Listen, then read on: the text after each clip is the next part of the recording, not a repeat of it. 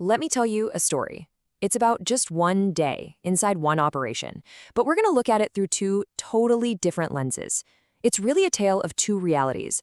One where you're constantly just reacting to events, and another where you can actually see what's coming down the pipe. All right, so let's set the scene. The clock ticks over to 4:32 p.m. You know that time of day, right? The day's winding down, but it's that make or break window where everything can either cruise smoothly to the finish line or just completely fall apart.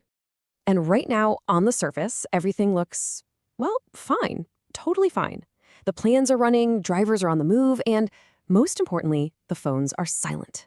Ah, it's that beautiful, brief moment of calm in an otherwise hectic day, where it really feels like everything is under control. This is that moment where you can finally lean back in your chair, take a deep breath, and think, yeah, we got this. I mean, this is what good is supposed to look like, right? But here's the thing about that fine feeling. It can be incredibly fragile. So let's dive into our first scenario, what I call the reactive reality.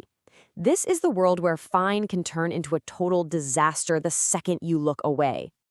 And that perfect, beautiful sense of calm, yeah, it's great, right up until the exact moment it isn't. And believe me, it happens fast, like lightning fast. First, a little delay pops up. Okay, no big deal. Then another one. One customer calls, you can handle that. But then, two more call. And suddenly, the phones are just blowing up. And all those nice, calm green screens, yeah, they're starting to flash red. What was static is now just chaos in motion. And just like that, in a matter of minutes, the whole game has flipped. The manager, he's not in control anymore. Not even close. He's just reacting. He's playing defense against a situation that is now calling all the shots. See, the real issue isn't the red flashing screen he's staring at now. That's just the symptom. The real problem, the one that was hidden, was everything building up just beneath the surface.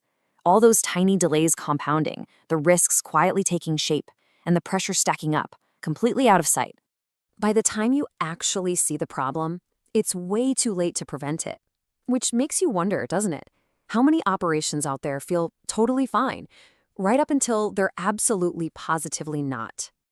Okay, deep breath, let's hit the rewind button. We're going back to that exact same day, same time, same operation. But this time, we're going to see what happens with a different approach. Let's explore the proactive alternative. So look at the difference here. On one side, you've got reacting.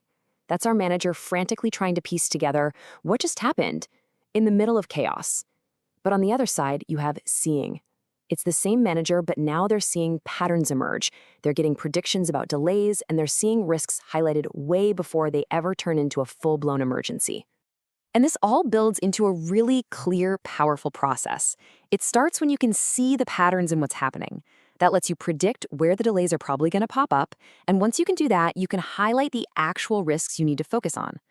All that means you get to act early when the decisions are small and the pressure is basically zero. And honestly, that's the secret sauce right there.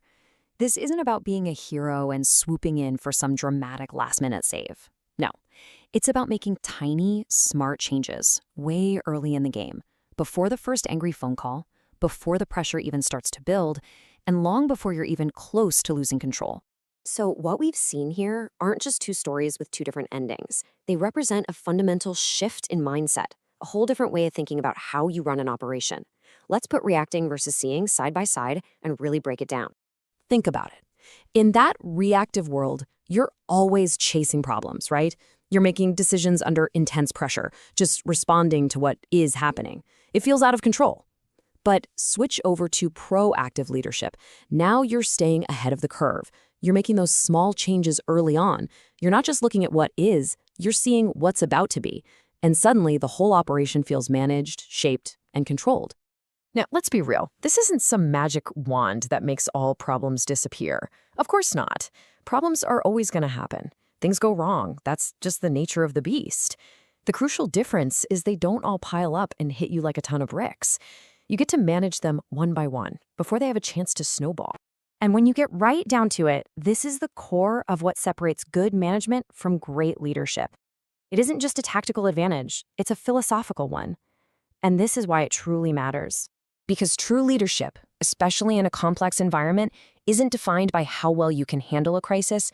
It's defined by your ability to see early and act sooner, preventing that crisis from ever fully forming in the first place. It's the difference between being pulled along by events and being the one who shapes them. In a high-stakes, fast-moving industry, well, that's the whole game. That's the difference. So I'll leave you with this question to think about. Look at your own world, your own day-to-day challenges. What could you change? What different decisions would you make if you could just see it coming?